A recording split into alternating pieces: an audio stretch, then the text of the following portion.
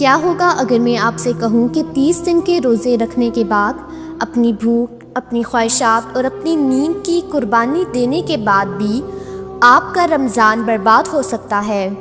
جی ہاں، برباد، ضائع ہو سکتا ہے، یوں ہی بغیر کسی اجر کے، بغیر کسی فائدے کے۔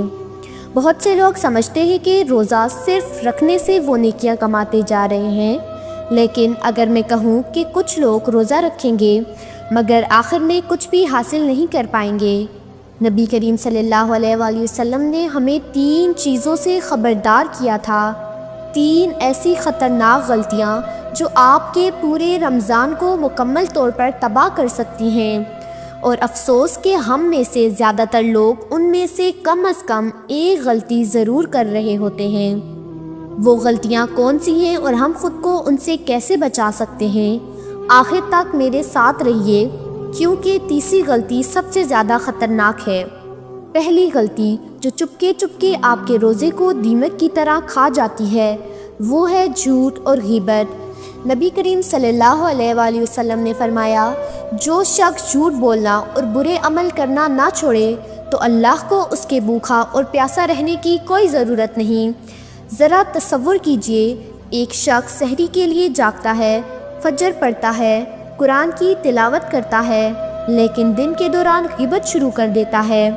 وہ کسی کے پیٹھ پیچھے باتیں کرتا ہے، اپنے فائدے کے لیے جھوٹ بولتا ہے، دوسروں کا مذاق اڑاتا ہے۔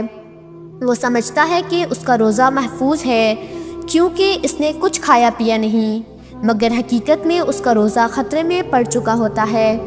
اگر زبان گناہ میں لگی رہے تو پھر بھوکا رہنے کا کیا فائدہ؟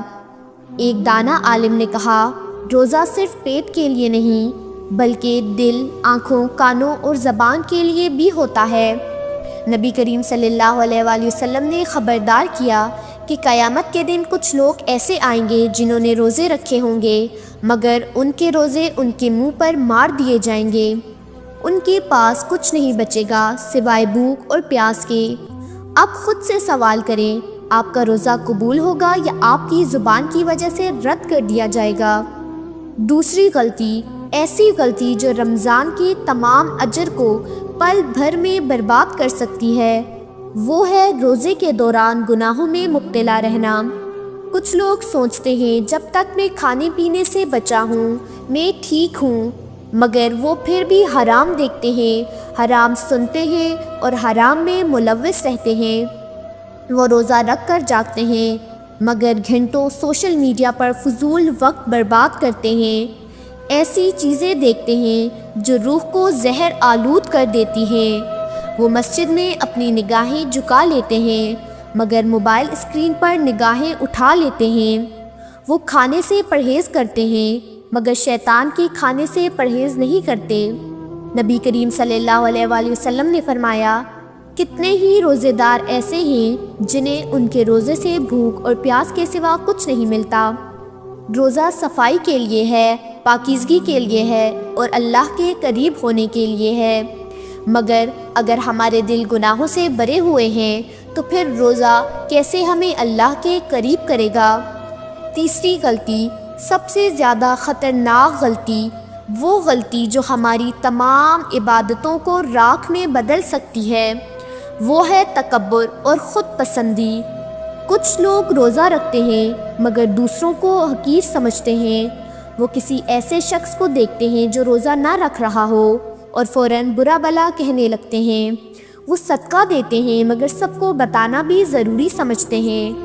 رمضان عاجزی کا مہینہ ہے، یہ اپنے نفس کو توڑنے کا وقت ہے، یہ مکمل طور پر اللہ کے سامنے جھکنے کا وقت ہے، مگر تکبر یہ شیطان کا گناہ ہے، یہ وہ آگ ہے جو نیکیوں کو جلا کر خاک کر دیتی ہے۔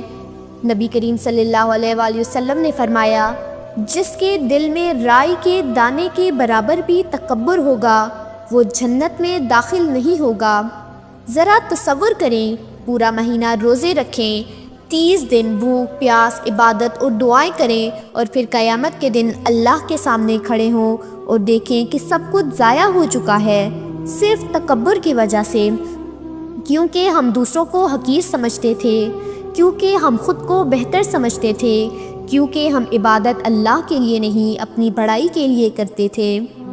رمضان صرف بھوکا رہنے کا نام نہیں، یہ زبان پر قابو پانے کا مہینہ ہے، یہ آنکھوں پر پردہ پہرا دینے کا مہینہ ہے، یہ دل کو پاک کرنے کا مہینہ ہے۔ سوال یہ ہے، کیا ہم ان غلطیوں کو اپنے رمضان کو تباہ کرنے دیں گے یا ہم بدلنے کے لیے تیار ہیں، اس سے پہلے کہ بہت دیر ہو جائے؟